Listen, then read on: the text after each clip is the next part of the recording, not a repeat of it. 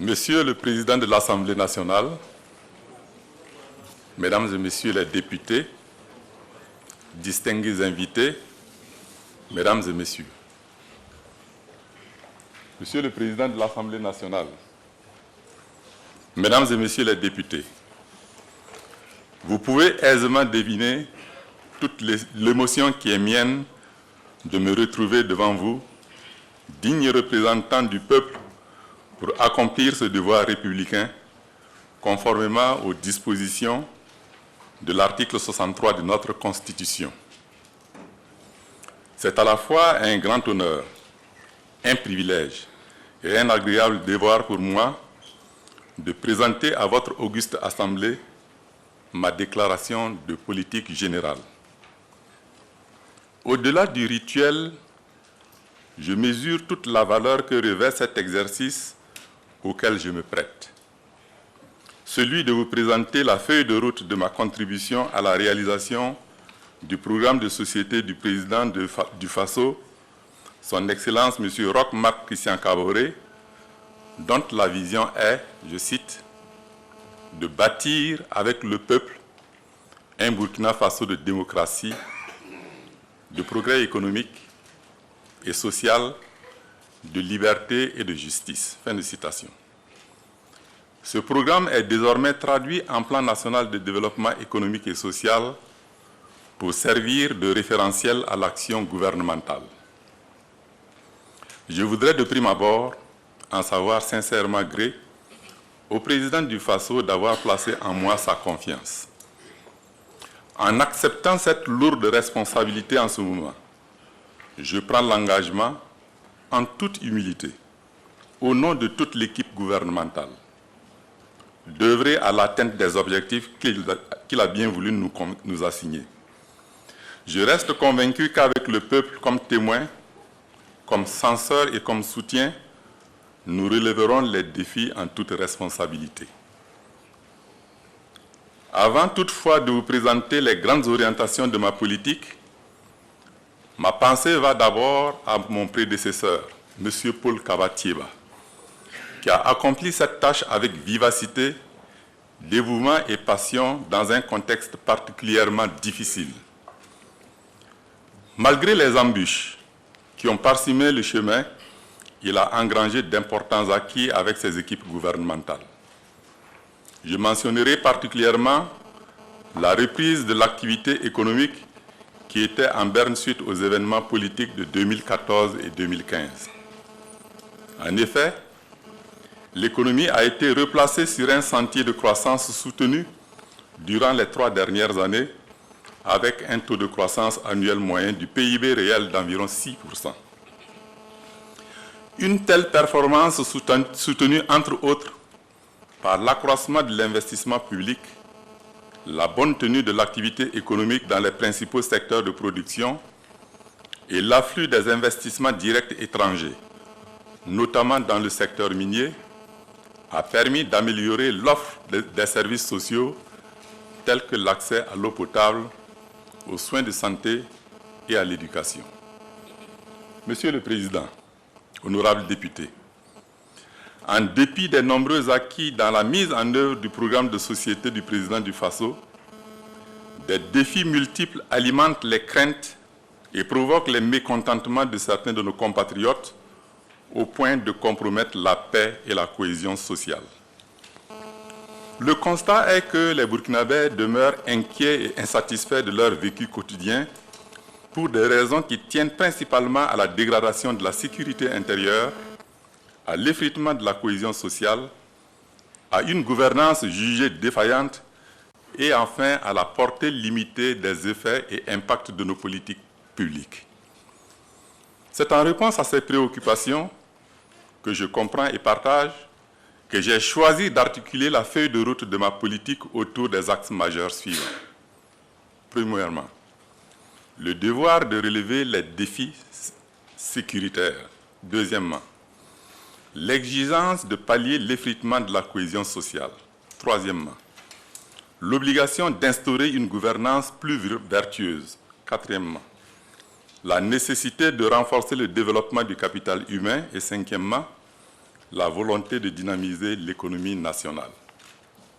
Monsieur le Président, honorables députés, la paix et la sécurité constituent la condition indispensable à la mise en œuvre et à la consolidation des actions de développement d'un pays. Malheureusement, depuis 2015, des actes de violence, parfois extrêmes, se sont répétés dans notre pays. Les attentats meurtriers et la destruction des édifices publics, les enlèvements et prises d'otages, parfois suivis d'exécutions sommaires, les assassinats de représentants de l'État, les attaques contre les unités de forces armées nationales, des forces de sécurité intérieure et paramilitaires, sont autant d'actes ignobles qui mettent en péril la paix et la sécurité des biens et des personnes dans notre pays. L'accentuation des attaques terroristes sur notre territoire a été rendue possible par la conjugaison de facteurs internes et externes tels que le maillage encore insuffisant du territoire national en service de sécurité, la faible implication des populations dans les stratégies de défense et de sécurité, ainsi que la porosité de nos frontières nationales. Nous devons rester stoïques et déterminés à vaincre, car j'ai la conviction que nous avons le patriotisme dans nos veines, le courage, les moyens et l'opiniâtreté nécessaires pour être à la hauteur des défis posés par le terrorisme. C'est cette détermination qui anime nos forces armées nationales et nos forces de sécurité intérieure qui se battent contre la barbarie et pour le triomphe de la paix. Je leur rends un hommage vibrant. C'est aussi l'occasion pour moi d'adresser mes sincères remerciements à tous ceux qui apportent leur concours précieux dans cette lutte contre le terrorisme par des soutiens matériels et financiers divers, des propositions et même parfois par la critique constructive. À cet instant précis, j'ai une pensée pour les victimes aussi bien des conflits communautaires que du terrorisme, tombés sur notre sol ou sur le terrain du maintien de la paix, décédés ou blessés. J'ai également une pensée, une forte compassion pour leurs proches inconsolables qui vivent dans la douleur et la peine ainsi provoquées. À l'endroit de tous les blessés, je formule mes vœux de prompt rétablissement. En mémoire de toutes les personnes décédées du fait de l'extrémisme violent, je vous prie d'observer 1 minute de silence.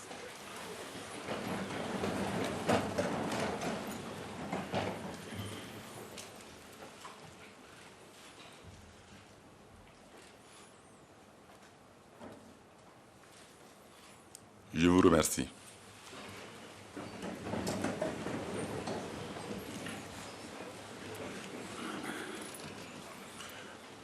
Monsieur le Président de l'Assemblée nationale, Mesdames et Messieurs les députés, pour relever les défis sécuritaires, nous devons apporter des réponses vigoureuses et diligentes à toutes les attaques dont notre pays est l'objet, afin de restaurer la paix, la sérénité et la quiétude dans la cité.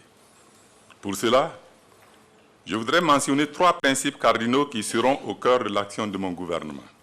Premièrement, face à cette barbarie d'une autre époque, il faut l'union sacrée de tous les Burkinabés. Car comme l'affirmait feu le président Thomas Sankara, notre peuple uni et mobilisé constitue une force inébranlable, une puissance capable de prendre en main son propre destin. Dans ce sens, je voudrais insister sur notre devoir de nous mobiliser comme un seul homme pour repousser l'ennemi commun. Deuxièmement, tout en sollicitant l'appui de la communauté internationale dans la lutte contre le terrorisme, qui est un phénomène mondial, le Burkina Faso doit d'abord compter sur ses propres forces pour ne pas prendre le risque de s'abandonner dans l'indolence du sommeil sur la natte d'autrui et faire lâchement l'option de périr sans gloire. Nanlara Ansara, comme le disait si bien feu le professeur Joseph Kizerbo. Troisièmement, nous devons nous convaincre que la lutte contre le terrorisme est un combat de longue haleine, tout en apportant des réponses appropriées, en temps et en heure, aux actions destructrices de ces criminels, nous devons travailler à construire et à consolider durablement les bases de notre victoire certaine. Mû par ces trois principes, mon gouvernement apportera toutes les ressources nécessaires à l'amélioration des actions de nos forces armées nationales et de nos forces de sécurité intérieure sur le terrain. Il ne ménagera aucun effort pour mettre en œuvre avec toute la diligence requise la loi de programmation militaire quinquennale 2019-2023 pour renforcer les moyens logistiques et matériels de nos forces armées nationales et de nos forces de sécurité intérieure. Deuxièmement, améliorer le maillage du territoire en service de sécurité opérationnelle à travers le renforcement des effectifs des forces armées nationales et des forces de sécurité intérieure et leur redéploiement progressif, méthodique et résolu sur le terrain.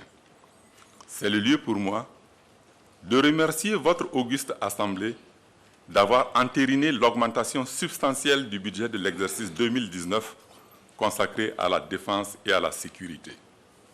Troisièmement, renforcer la coopération militaire sous-régionale en insistant sur la nécessaire synergie d'action, en particulier entre les pays du G5 Sahel. Il y a lieu ici de saluer la désignation par ses pairs de son Excellence, Monsieur le Président du Faso, en qualité de président en exercice du G5 Sahel au titre de l'année 2019. Son leadership avéré sur le terrain de la coopération sous-régionale sera d'un grand apport dans la lutte contre le terrorisme au Burkina Faso. Je salue par ailleurs la perspicacité des chefs d'État du G5 Sahel qui ont bien compris que la solution au terrorisme et à l'extrémisme violent dans le Sahel passe également par la mise en œuvre d'un programme de développement intégré au profit des populations de cette zone. Et enfin, quatrièmement, améliorer la collaboration des forces armées nationales et des forces de sécurité intérieure avec les populations en mettant en place une stratégie adaptée à cet effet. Toutes ces actions intègrent les recommandations de votre auguste Assemblée sur la situation sécuritaire. Elles sont conformes aux orientations du plan stratégique de réforme des forces armées nationales 2018-2022 qui seront mises en œuvre sous l'impulsion des ministres en charge de la défense nationale et de la sécurité intérieure. Monsieur le Président, Mesdames et Messieurs les députés, à cet instant précis de mon propos, je voudrais lancer un appel solennel à tous les Burkinabés, de tous bords, pour un sursaut national. En effet, la dégradation progressive de la situation sécuritaire dans notre pays a des conséquences néfastes énormes sur notre vivre ensemble. Elle est en train de saper progressivement certaines de nos valeurs fondamentales légendaires, comme notre tradition de tolérance, d'hospitalité et de coexistence pacifique au sein des communautés. En effet, les récents conflits communautaires, en particulier celui de Yirgou, ont montré qu'il est impérieux de préserver ces spécificités propres au Burkina Faso. L'ensemble des Burkinabés ont ressenti une forte charge émotionnelle à la suite des récents conflits communautaires. C'est le lieu pour moi de condamner avec la dernière énergie ces événements malheureux, horribles et inacceptables que rien ne justifie. Cette charge émotionnelle a parfois conduit à des débordements inconsidérés dans les propos et dans les actes de certains de nos compatriotes. Je déplore ce type de comportement qui est de nature à exacerber les contradictions dans nos villes et dans nos campagnes. J'invite les uns et les autres à de la retenue et à faire confiance aux institutions de la République pour la manifestation de la vérité. Je rappelle à tous que notre pays a opté d'avancer résolument dans la construction d'un État de droit démocratique dont les lois et règlements organisent la vie de la nation. C'est pourquoi, d'ores et déjà, j'ai décidé d'agir urgemment sur 3 leviers pour la reconstitution de notre tissu social déchiré. Il s'agit d'abord d'accompagner notre justice pour qu'elle s'assume pleinement dans la résolution de ces problèmes. À cet égard, les procureurs du Faso et les officiers de police judiciaire sont à pied d'œuvre pour diligenter les enquêtes préliminaires. Deuxièmement, de donner tous les moyens matériels et financiers nécessaires au ministère de l'administration territoriale et de la décentralisation, de l'administration territoriale, de la décentralisation et de la cohésion sociale pour rendre plus opérationnels les services déconcentrés de l'État afin qu'ils puissent jouer pleinement le rôle de prévention et d'interposition en cas de besoin. Troisièmement, de solliciter l'accompagnement des autorités coutumières et religieuses pour un retour au calme et à la sérénité dans les localités concernées, mais également pour prévenir d'éventuels conflits dans les communautés. C'est l'occasion pour moi de saluer les initiatives développées par les chefs coutumiers, les religieux et les organisations de la société civile qui, de façon spontanée, ont appelé au calme et à la tempérance afin de revivifier notre vivre ensemble. Mon gouvernement est à pied d'œuvre pour prendre en charge toutes les victimes de ces conflits. Par ailleurs, les menaces qui pèsent sur notre cohésion sociale, notre cohésion nationale, sont de nature à aggraver la situation que j'ai évoquée plus haut. En effet, le foisonnement depuis 2016 des revendications sociales, le ressenti de la cherté de la vie dont le corollaire a été les mobilisations de certaines couches de la population pour exiger du gouvernement des réponses fortes sont des signes évidents de l'effritement de la cohésion sociale. Il en est de même de la perte des valeurs civiques.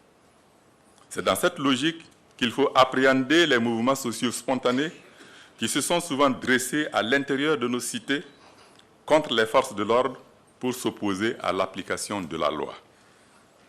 En ce qui concerne les revendications sociales portées à la connaissance du président du Faso par les organisations syndicales de notre pays, il ne fait aucun doute qu'elles ont toutes une certaine dose de légitimité. Toutefois, personne, je dis bien personne, n'a le droit de détruire la base économique sur laquelle repose l'avenir de toute une nation. C'est pourquoi je fais mien l'appel de son Excellence, Monsieur le Président du Faso, du 31 décembre 2018, pour que s'instaure dans notre pays une trêve sociale durable. Pour ce faire, il est indispensable que le gouvernement et les partenaires sociaux renouent les fils du dialogue et de la concertation. Pour ma part, je veillerai à ce qu'il en soit ainsi. J'invite cependant les organisations syndicales à se départir de toute surenchère dans leurs revendications pour donner plus de chances de réussite à la mise en œuvre des engagements que nous prenons ensemble. Je salue toutes les organisations syndicales qui ont accepté de suspendre leur mot d'ordre de grève dans le sens de l'appel du président du Faso et toutes celles qui se sont inscrites dans la dynamique du dialogue social auquel j'accorde un intérêt particulier. À ce titre, je m'engage à réactiver le cadre de concertation gouvernement-syndicat dont une des sessions sera convoquée très prochainement. Monsieur le Président, honorables députés, au-delà des questions brûlantes que je viens d'évoquer et qui appellent de ma part des réponses urgentes, j'engagerai également des actions structurelles qui s'inscrivent dans la durée pour répondre aux aspirations profondes du peuple burkinabé. À cet effet, il nous faudra réformer les institutions et moderniser l'administration dans l'optique de promouvoir de façon décisive la bonne gouvernance. La promotion d'une bonne gouvernance politique et institutionnelle est la clé de voûte de toute stabilité politique et du renforcement de la démocratie. Pour être en adéquation avec les besoins fondamentaux de notre peuple, nous devons faire fonctionner de façon efficace et efficiente notre administration et nos institutions publiques. Cette exigence de qualité commande le développement d'une culture de travail. J'engagerai de ce fait mon gouvernement a mobilisé l'ensemble des Burkinabés à renouer avec les vertus du travail et l'idéal du travail bien accompli et bien fait. Ce qui a valu jadis à notre pays, qui fêtera le 1er mars prochain le centenaire de sa création, d'être qualifié de terre des hommes. On ne peut rien construire de grand pour le progrès et le bonheur de notre peuple sans un idéal de labeur, de sacrifice et de justice. Je me réjouis de prononcer ma déclaration de politique générale à la veille de ce centenaire que mon gouvernement a décidé de commémorer. L'action de mon gouvernement s'inscrira résolument dans l'amélioration de la gouvernance à tous les niveaux. En ce qui concerne la justice, le ressentiment de nombre de nos compatriotes s'exprime contre les lenteurs du traitement de certains dossiers. L'indépendance actuelle de la justice et les instruments législatifs, réglementaires et institutionnels mis à sa disposition donnent déjà plus de capacité au personnel compétent pour plus de diligence et d'efficacité dans le traitement des dossiers pendants. Le fonctionnement de la justice, en toute indépendance et en toute responsabilité, est un gage pour enrayer l'incivisme, combattre l'impunité et protéger les droits humains. Pour faciliter l'accès de tous les Burkinabés à la justice, je m'engage à renforcer le fonds d'assistance judiciaire au bénéfice des personnes vulnérables. La création d'un ministère spécifique chargé des droits humains et de la promotion civique témoigne de l'importance que mon gouvernement accorde à ces questions. J'ai donné des instructions au ministre de tutelle de renforcer la sensibilisation dans le cadre de la lutte contre l'incivisme et d'accompagner le processus de réinstitution de la formation civique et patriotique dans les différents ordres d'enseignement, y compris le service national pour le développement. La restauration de l'autorité de l'État passera par l'application vigoureuse des sanctions contre tous les citoyens qui viendraient à contrevenir aux lois et aux règlements.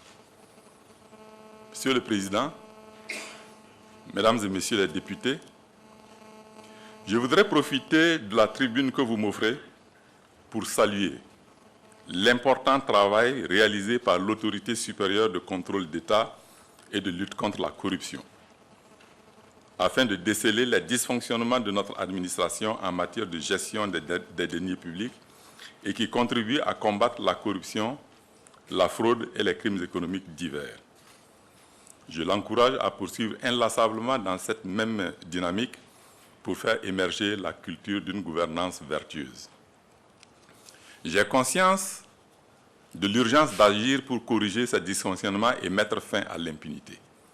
Pour y arriver, nous n'avons pas d'autre choix que de faire fonctionner les institutions et services publics suivant l'esprit des lois et des règlements édictés, ce qui suppose de rendre opérationnels les inspections techniques dans les départements ministériels et les institutions et les conseils de discipline afin de prendre les sanctions à l'encontre des agents indélicats dans le respect de nos lois. Honorables députés, la réduction du train de vie de l'État est une préoccupation récurrente dans l'opinion. Elle tient sincèrement à cœur le président du Faso. Pour y apporter des réponses pertinentes et consensuelles, mon gouvernement poursuivra le processus de réforme des rémunérations des agents publics de l'État à travers la mise en œuvre des actions majeures suivantes. Redéfinir les modalités de rémunération des hautes autorités investies d'une charge politique et administrative au Burkina Faso. Faire appliquer avec célérité les conclusions de la commission chargée de la réforme du système de rémunération des agents publics de l'État. Et enfin, instaurer une bonne pratique dans la gestion du patrimoine de l'État. La réussite de telles actions nécessite l'adhésion de tous les agents publics aux mesures qui seront édictées et appliquées. J'ai déjà donné des instructions aux ministres concernés afin que les dossiers soient introduits pour examen dans les tout prochains conseils de ministres après cette déclaration de politique générale. J'invite les partenaires sociaux et les organisations de la société civile à accompagner ce processus de réforme qui vise à instaurer plus d'équité, de justice sociale et une meilleure redistribution de la richesse nationale. Monsieur le Président, dans la construction de l'État de droit au Burkina Faso, l'accès à l'information est essentiel pour la participation citoyenne à la vie de la nation. Les médias jouent un rôle important dans la veille pour une bonne gouvernance et dans le renforcement de la démocratie. C'est au faveur de l'information et aux moyens des médias que l'on mesure la vitalité d'une démocratie.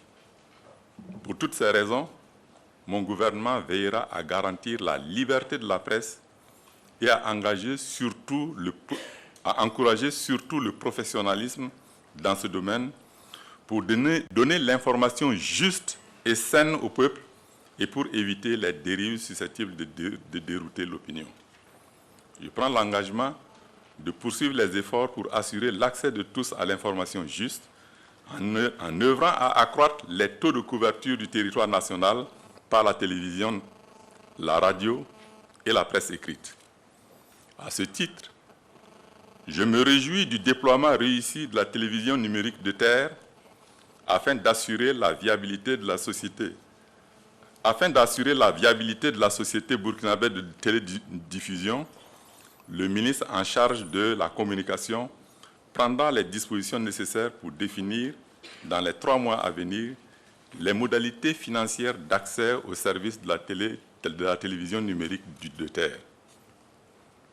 Monsieur le Président, Mesdames et Messieurs les députés, assurer l'égalité d'accès aux services sociaux de base en impulsant corrélativement un développement équitable du capital humain constitue un des axes stratégiques sur lesquels reposeront les actions structurelles du gouvernement.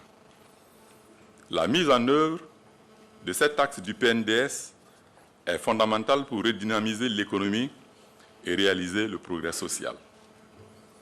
C'est en cela que toutes les politiques de promotion de l'accès aux services sociaux de base, santé, éducation, protection sociale, etc., en faveur de toutes les couches de la société, trouvent leur pertinence. La responsabilité de mon gouvernement en matière de santé sera de poursuivre dans le cadre de la politique sectorielle santé 2017-2026 la mise en œuvre des actions qui concourent à la réalisation des engagements du président du Faso, dont quelques-unes des plus emblématiques sont 1. L'amélioration des plateaux techniques des structures de santé. 2. Le renforcement de la qualité des services par la promotion de la formation continue. 3.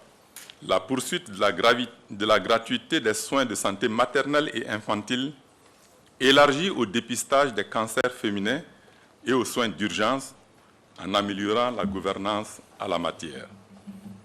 4. La poursuite de la réalisation des infrastructures de santé afin de réduire les distances à parcourir par les populations. Et 5. L'opérationnalisation progressive de l'assurance maladie universelle. L'ambition de mon gouvernement dans le domaine de l'éducation est d'assurer l'accroissement de l'offre éducative dans tous les ordres d'enseignement et l'amélioration de sa qualité. Cela exige l'accélération de la mise en œuvre des réformes et investissements. Les actions prioritaires en la matière porteront sur la poursuite, la normalisation des écoles de moins de 6 classes et la résorption du phénomène des écoles sous paillotes. 2. La construction de collèges du post-primaire. 3. La construction de nouveaux lycées d'enseignement général et technique. 4. La construction de lycées professionnels et scientifiques. Et enfin 5. La construction de centres de formation technique et professionnelle. Pour le cas spécifique de l'éducation des enfants dans les zones à défi sécuritaire, le gouvernement a déjà finalisé la stratégie de leur scolarisation et s'attellera à sa mise en œuvre diligente avec le soutien de nos partenaires.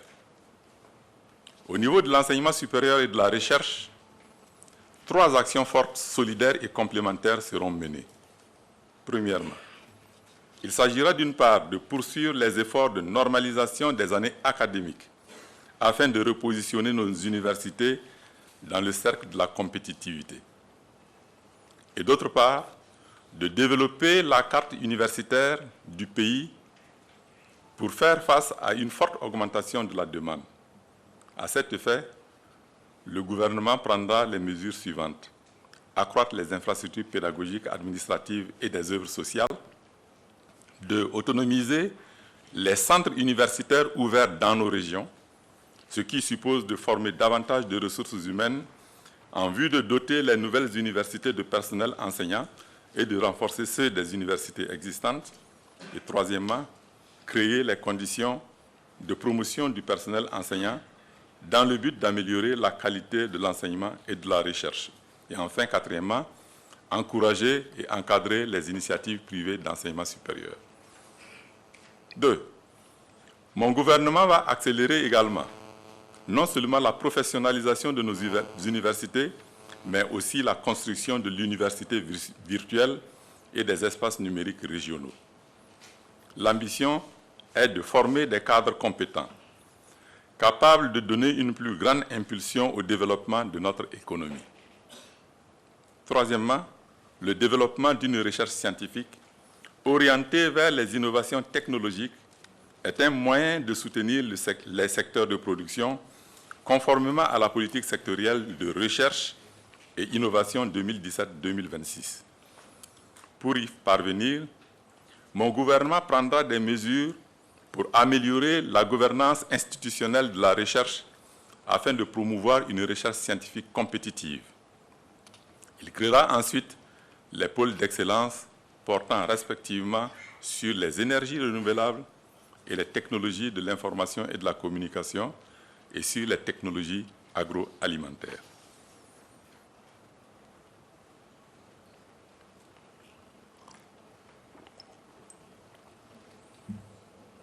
Excusez-moi. Monsieur le Président, Mesdames et Messieurs les députés, l'accès à l'eau potable et à l'assainissement du cadre de vie constitue également un levier important de développement du capital humain.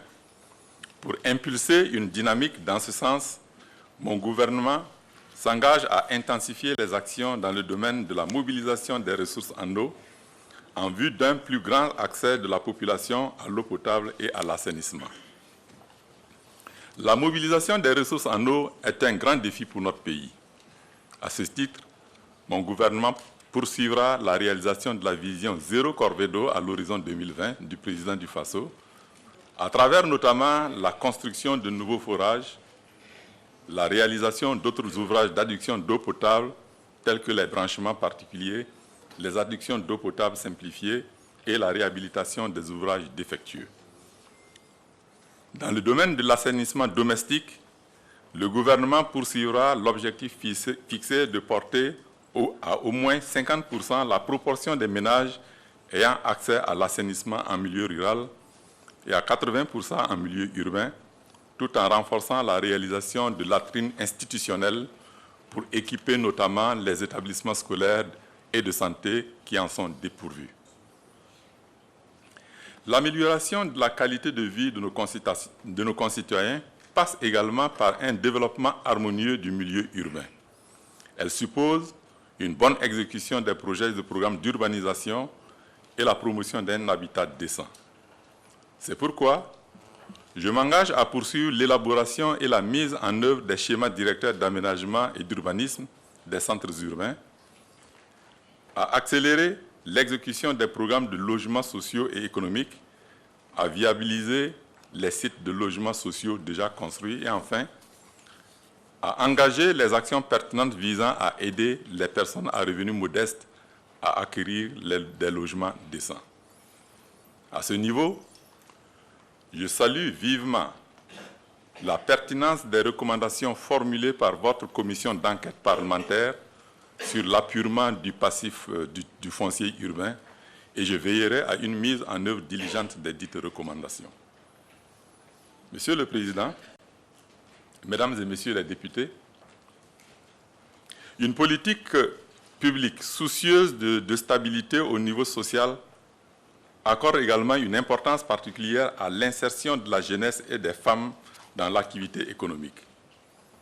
C'est pourquoi mon gouvernement va renforcer les résultats des actions entreprises dans le cadre de la politique sectorielle travail, emploi et protection sociale 2018-2027 dans le but de 1.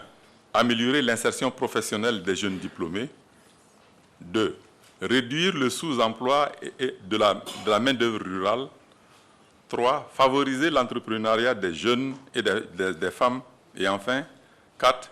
Étendre la protection sociale à un plus grand nombre de Burkinabés. Le gouvernement sera également attentif à toute mesure visant l'amélioration du bien-être de la femme et de la jeune fille, ainsi que la promotion d'une culture de solidarité nationale envers les personnes vulnérables et celles déplacées du fait de la situation sécuritaire dans notre pays. Ainsi, il encouragera, entre autres, la promotion de l'autonomisation économique de la femme et la mise en place des structures d'accueil, d'accompagnement et de suivi pour les enfants en situation de rue et les personnes vulnérables.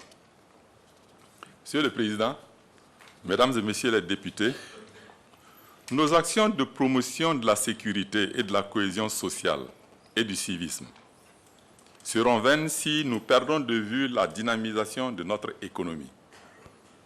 C'est pourquoi le 5e axe de ma déclaration portera sur la résolution des difficultés économiques qui entravent la création de richesses en vue d'améliorer durablement les conditions de vie des Burkinabés. À ce niveau, permettez-moi de rappeler que 4 Burkinabés sur 10 vivent encore en dessous du seuil de pauvreté estimé à 153 000 francs CFA par an et par individu. Les causes profondes de cette forte incidence de la pauvreté réside dans la faible productivité de nos secteurs de production. Ce constat oblige à entreprendre des mesures vigoureuses de dynamisation de l'activité économique. Ainsi, en lien avec les orientations stratégiques retenues dans le Plan national de développement économique et social, l'action de mon gouvernement portera sur les 6 piliers majeurs suivants. Le renforcement du pilotage de l'économie nationale, la promotion d'un environnement macroéconomique favorable à la croissance, l'amélioration du climat des affaires et des investissements, le développement des secteurs de soutien à la production, 5. Le développement des secteurs de production et enfin 6. L'inversion de la tendance à la dégradation de l'environnement. En matière de pilotage de l'économie, d'ici 2020, mon gouvernement va œuvrer à améliorer davantage la planification du développement, en poursuivant les activités de capture du dividende démographique. Un intérêt particulier sera accordé au développement local harmonieux, à l'aménagement efficace du territoire et à la promotion des pôles de croissance et de compétitivité.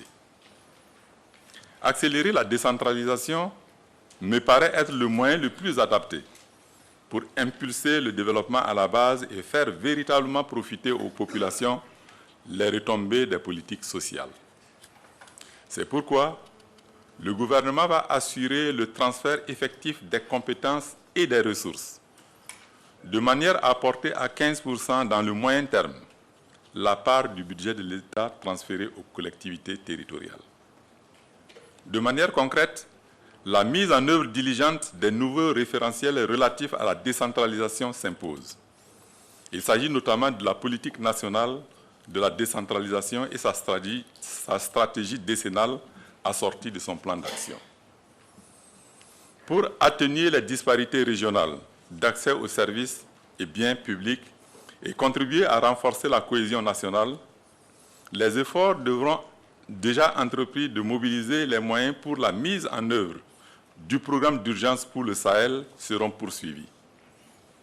Il en sera de même pour le programme d'appui au développement des économies locales. Monsieur le Président, honorables députés, je voudrais réaffirmer l'engagement de mon gouvernement à poursuivre les efforts déjà entrepris pour maîtriser l'inflation et garantir la viabilité des finances publiques. Pour ce dernier aspect, un accent sera mis sur l'amélioration de la mobilisation des ressources publiques et sur la maîtrise de l'évolution des dépenses courantes. Ces deux actions sont indispensables pour dégager une épargne budgétaire conséquente destinée à financer l'investissement public et redistribuer les richesses nationales en faveur des plus pauvres.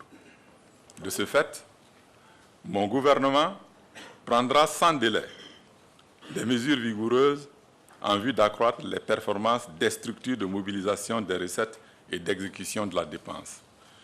Il s'agira d'orienter véritablement les actions des régies financières vers, premièrement, la lutte contre la fraude et l'incivisme fiscal, d'une part, la taxation adaptée du secteur informel, d'autre part. Deuxièmement, l'amélioration de la qualité des services aux usagers de l'administration fiscale. Troisièmement, l'amélioration de la gestion du domaine foncier national, de la qualité des services fonciers et cadastraux rendus aux clients. Et enfin, quatrièmement, la simplification et la modernisation des procédures en matière de gestion des dépenses et de mobilisation des ressources budgétaires de l'État. Vous conviendrez avec moi que la stabilité macroéconomique, en conjonction avec un climat favorable à l'initiative privée, est une condition sine qua non à la création de richesses. En effet, il est difficile de réussir la dynamisation des secteurs de production en faisant jouer au secteur privé son rôle de moteur si nous n'œuvrons pas à mettre en place un cadre favorable à la création et au développement des affaires. C'est dans cette optique que mon gouvernement renforcera la conduite des réformes, notamment celles contenues dans la matrice minimale de réforme du climat des affaires, afin d'améliorer le classement Doing Business du Burkina Faso et de favoriser l'essor du secteur privé. Pour mieux accompagner les entreprises et l'entrepreneuriat, j'ai donné des instructions aux ministres compétents d'accélérer et de renforcer la mise en place des zones économiques spéciales, la promotion d'incubateurs d'entreprises et d'instruments d'appui aux exportations, l'appui aux entreprises en difficulté et enfin la mise en place des instruments de financement des entreprises. Monsieur le Président, honorables députés, l'état encore embryonnaire de notre tissu économique résulte principalement de la faiblesse de l'offre de facteurs qui améliorent la compétitivité de l'économie et qui incitent donc le secteur privé à investir. C'est pourquoi le développement des secteurs de soutien à la production, capables d'accompagner la transformation de notre économie, sera au centre de nos préoccupations. Dans le domaine de l'énergie, mon gouvernement accordera un intérêt particulier à la mise en œuvre de la politique sectorielle en la matière pour garantir la souveraineté énergétique du pays.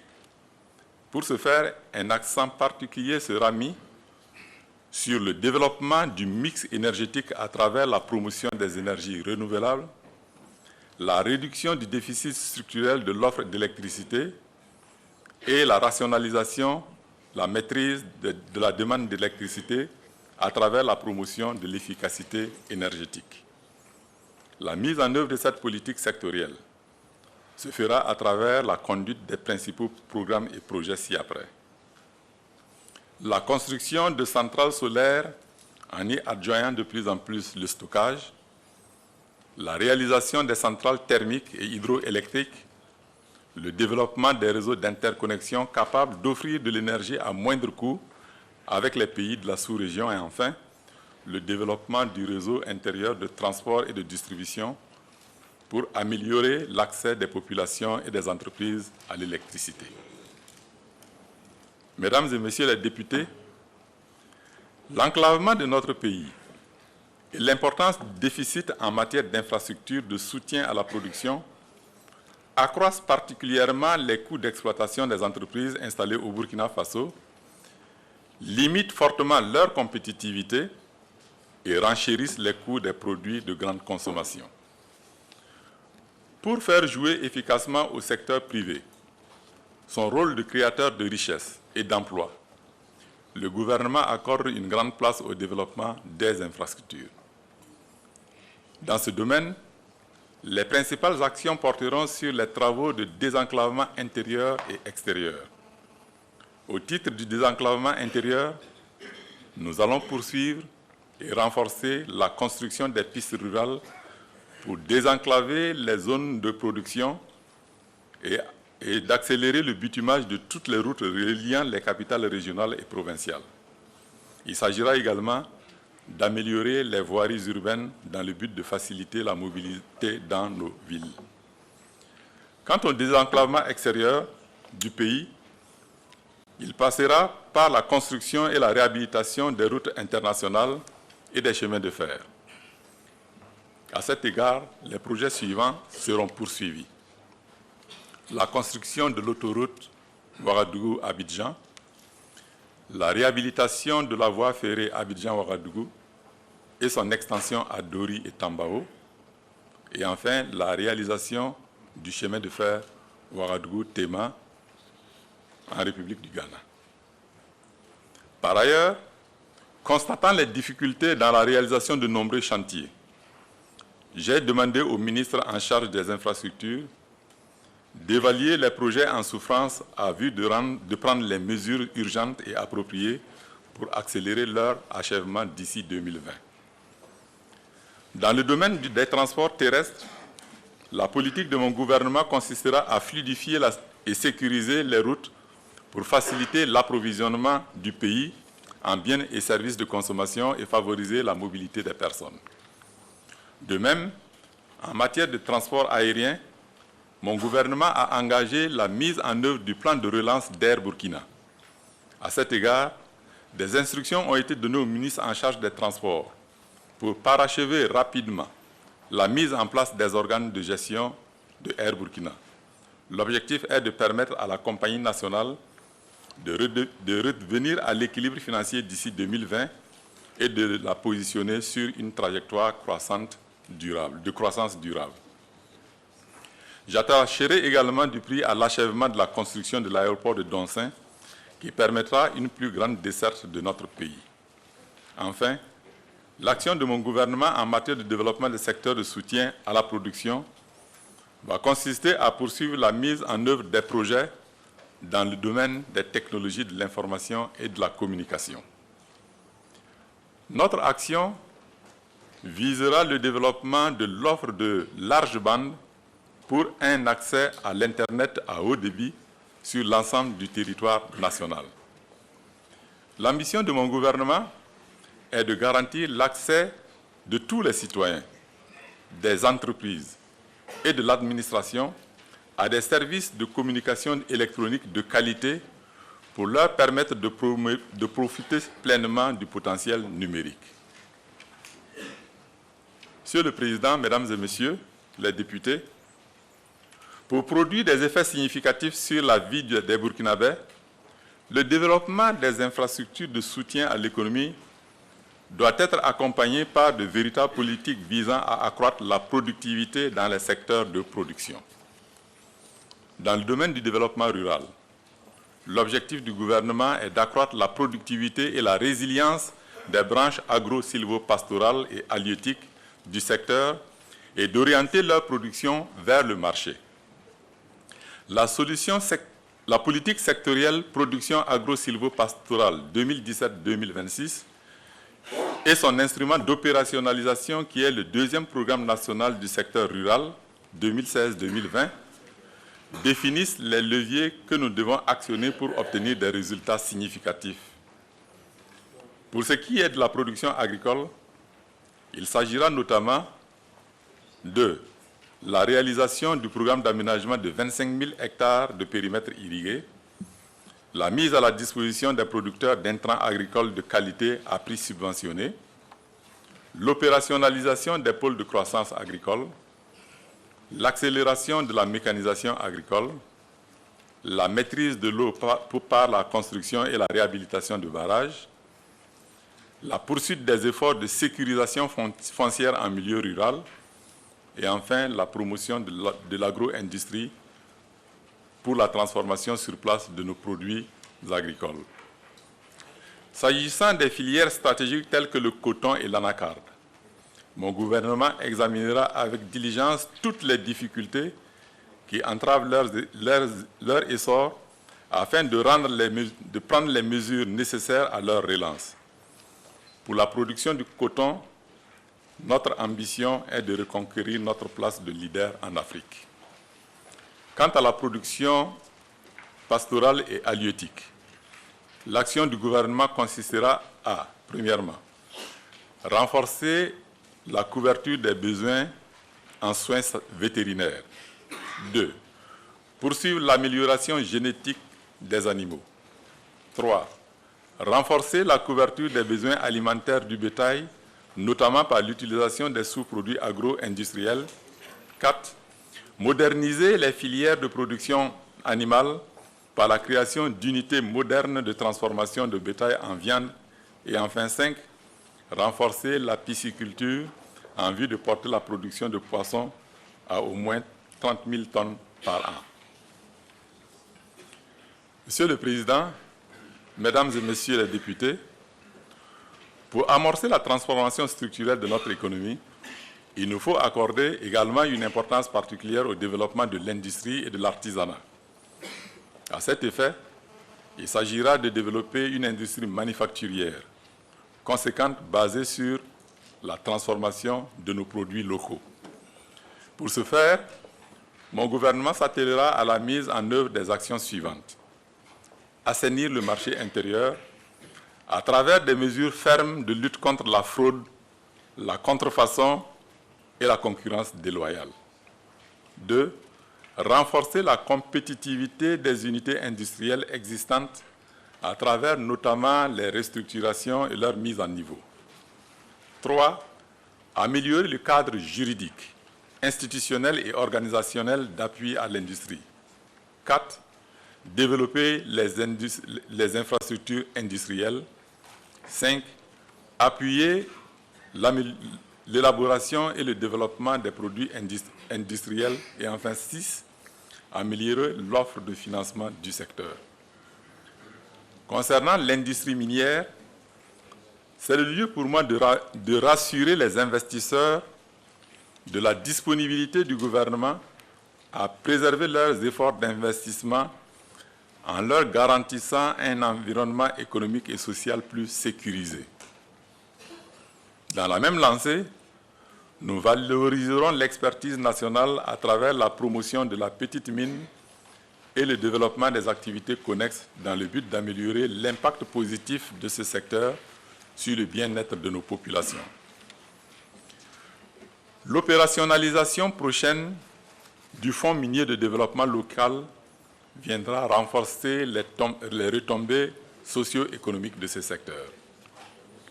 Pour ce qui concerne l'artisanat, la vision du gouvernement est de développer un secteur artisanal compétitif à forte valeur ajoutée et créateur d'emplois décents.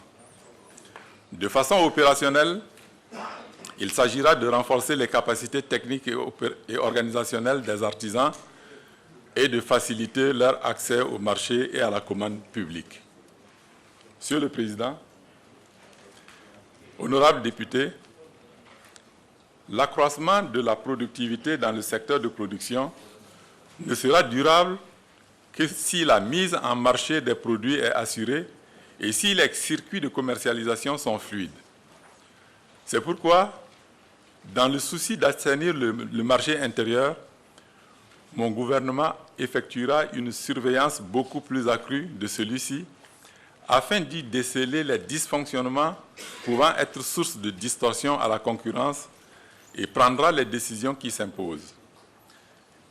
Il portera également une attention particulière au développement de l'information sur les marchés pour plus d'efficacité en termes d'écoulement des biens et des services. Je voudrais à ce stade de mon propos aborder les autres secteurs de services qui contribuent également à la création de richesses et d'emplois décents dans notre pays. Je vais citer l'art, la culture, le tourisme, les sports et loisirs, qui, en plus de leur contribution à l'économie nationale, permettent de révéler l'identité culturelle du Burkina Faso et de le faire rayonner à travers le monde.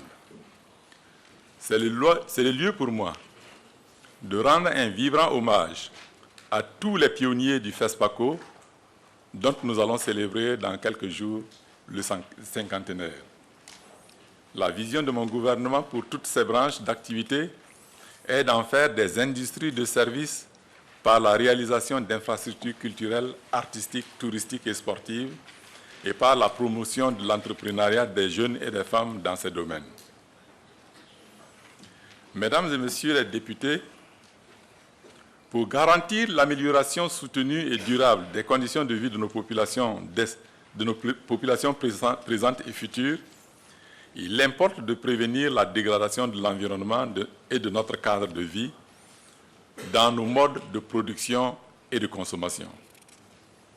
En la matière, la progression de la dégradation des terres, pour ne citer que cet exemple, est passée de 113 000 hectares an entre 1983 et 1992 à 469 000 hectares par an entre 2002 et 2013. Il nous faut impérativement inverser cette tendance. La mise en œuvre diligente des actions et mesures spécifiques qui sont définies dans le 2e programme national du secteur rural pourra y contribuer. C'est à ce prix que nous assurerons la durabilité de la production agricole de notre pays. De même, pour faciliter la transition vers l'économie verte, mon gouvernement agira dans le sens d'améliorer la gouvernance environnementale, d'inciter à la réduction des émissions de gaz à effet de serre et de renforcer la résilience des communautés de base au changement climatique. Monsieur le Président, Mesdames et Messieurs les députés, vous conviendrez avec moi que pour réussir la mise en œuvre de toutes les politiques que je viens d'exposer, nous aurons besoin de l'accompagnement de pays amis, des partenaires techniques et financiers qui ont toujours cru en notre action. C'est pourquoi, en matière de relations extérieures et de coopération étrangère, le gouvernement s'engage à rendre effective la vision du président du FASO de mener une politique étrangère ouverte au service du développement de notre pays et résolument engagée vers la recherche de la paix et de la sécurité internationale. Dans ce sens, les principales actions porteront sur l'amélioration et l'élargissement de nos relations diplomatiques dans le but de mieux couvrir les zones géographiques et économiques potentiellement attractives pour notre pays, renforcer la participation de notre pays aux efforts d'intégration dans la sous-région, en Afrique et dans le reste du monde, et enfin, mobiliser et impliquer davantage les Burkinabés vivant à l'étranger dans le processus de développement national. À cet égard, je prends l'engagement de poursuivre les actions déjà devant faire aboutir le vote des Burkinabés de l'extérieur à partir de 2020.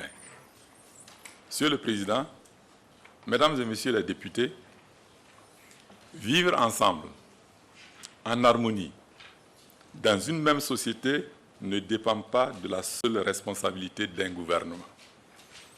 À ce titre, j'ai besoin de l'engagement de tous les Burkinabés, hommes, femmes, jeunes, anciens, pour réussir ce combat.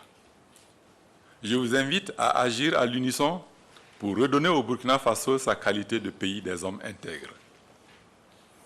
J'ai l'intime conviction que l'adoption prochaine de la nouvelle Constitution, qui est un nouveau contrat social pour notre peuple, ouvrira de nouvelles perspectives pour le renforcement de la démocratie et l'amélioration de notre vivre ensemble. C'est ensemble, unis et réconciliés avec nous-mêmes,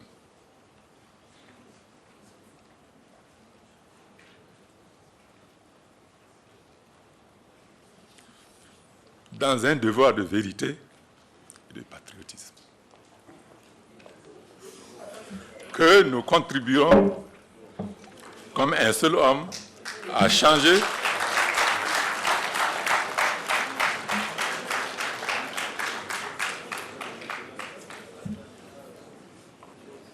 Excusez-moi, je reprends. C'est ensemble, unis et réconciliés avec nous-mêmes, dans un devoir de vérité et de patriotisme, que nous contribuerons comme un seul homme à changer la réalité dans le sens profond de notre rêve de paix et de prospérité.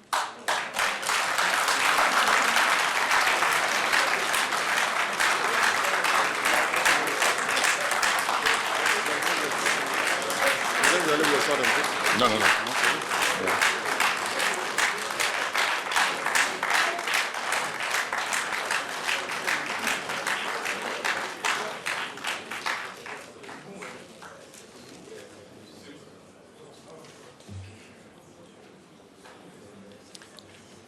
C'est l'émotion. Je m'en excuse.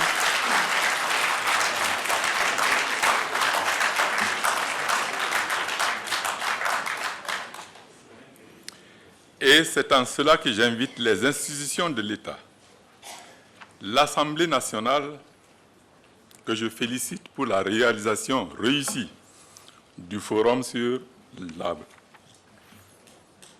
l'autonomisation des femmes, le Haut Conseil pour la réconciliation et l'unité nationale, le Haut Conseil pour le Haut Conseil du dialogue social, le médiateur du FASO, le Conseil supérieur de la communication, le Conseil économique et social, la Commission nationale électorale indépendante, et j'en passe, à œuvrer avec le gouvernement à la réalisation de l'idéal commun de notre cohésion nationale. Il est du devoir de notre génération de léguer aux générations futures un Burkina meilleur. Monsieur le Premier ministre,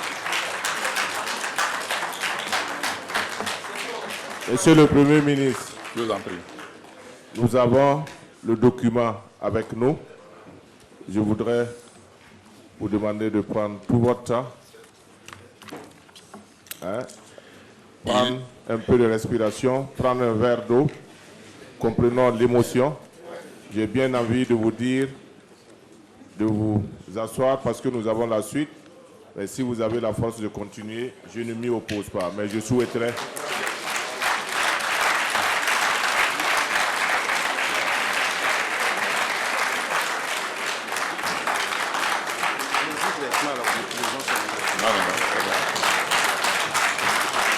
Donc, Monsieur le Premier ministre,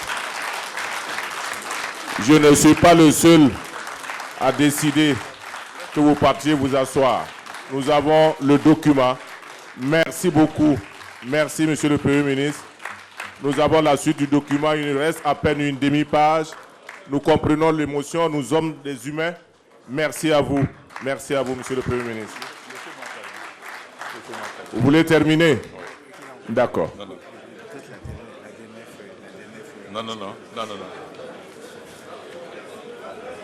Merci de... Non, c'est bon. Monsieur le Premier ministre, Excellence, Monsieur le Premier ministre, je suis le maître ici. Je vous ordonne d'aller vous asseoir. Merci beaucoup.